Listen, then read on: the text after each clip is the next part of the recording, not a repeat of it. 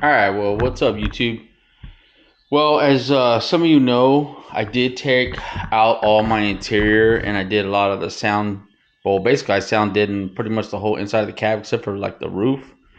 And I was pretty happy with how everything sounds. And when the truck's just sitting here, I mean, it sounds great.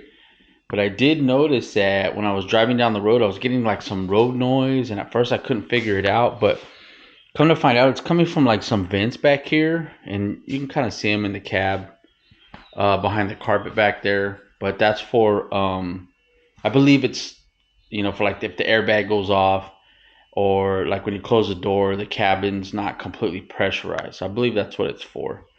But, anyways, so I'm probably going to, well, okay, this was originally back there and I took it out and then I put the sound dinner stuff and I was thinking it was going to be enough. But if you can see right here, this is where those vents are.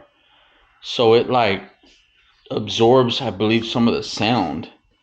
So I'm going to try to put this thing back in there. And it sucks because my sub is like right in this area. So, I mean, it's pretty thick.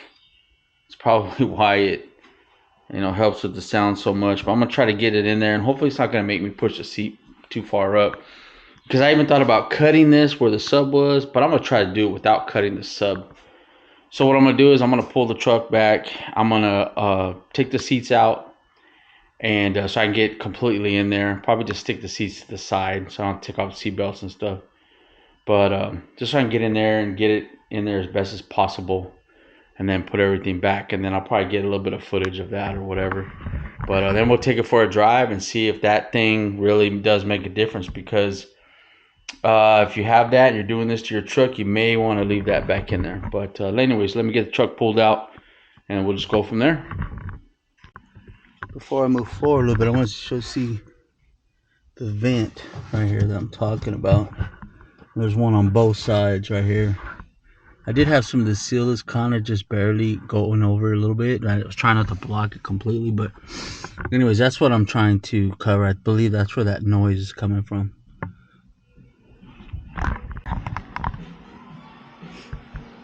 Alright, well, I got it back in there.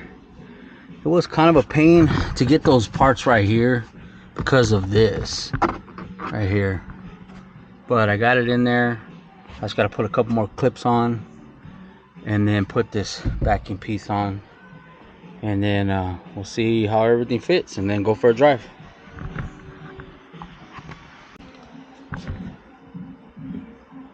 Alright, well, as you can see, I got everything back together. Went together pretty smooth. Just got to fit that seat back a little bit more. And then actually let's do that real quick. Push these seats back and see how much room we lost.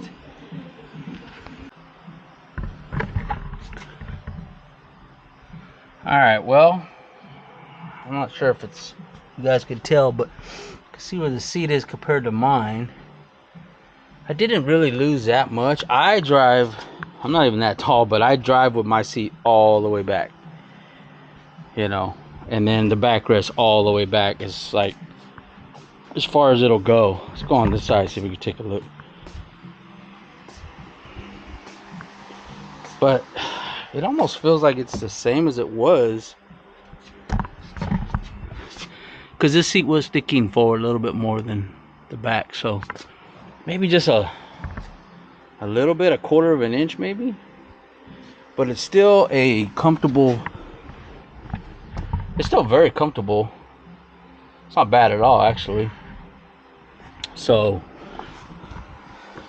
I'm gonna say that's a win. I guess I should have put that back in from the beginning, but I was just trying not to have the seat pushed up too much, but it's in.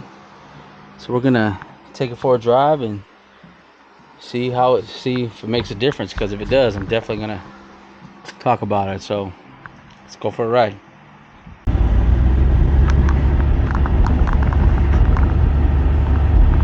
Okay, well, let's just say that I did not realize how much of a difference that one piece makes, but it makes a huge difference. I think that basically all the sound from now I kind of regret doing it a little bit, but the muffler was so loud in here. So I don't even know if I mentioned that, but I did end up going and putting a not as loud muffler. I had the 100 or the 110 or whatever it was from Flowmaster. It was super loud, so I ended up putting, I think it was like a 40 series or whatever, but or 400 series, whatever it was. But now it almost feels too quiet. That one piece on the back wall makes a huge difference. That's all I gotta say about that. So, you know, I mean, so quiet in here now. Before, like, it was quiet until I got to about 25-30 miles an hour. Then it just started getting loud. Like, it was definitely coming from those little pockets where the air vents. It was absolutely coming from there. So anyways, I would call that a win. So if you're planning on sound deadening your truck, and I'm not sure what you're going for, but if you wanted to maintain the quietness, I suggest you keep that piece back there somehow. I didn't cut it or anything. I just put the whole thing back in there, and it wasn't that bad actually. Like I said, the sub fits back there still, no problem. The seat's still in pretty comfortable position. So we'll just call it we'll call that a win. Anyways, quick video about I would say now, I guess, completing the sound deadening, because it sounds much better now. But anyways, signing off YouTube. Have a wonderful weekend. Peace.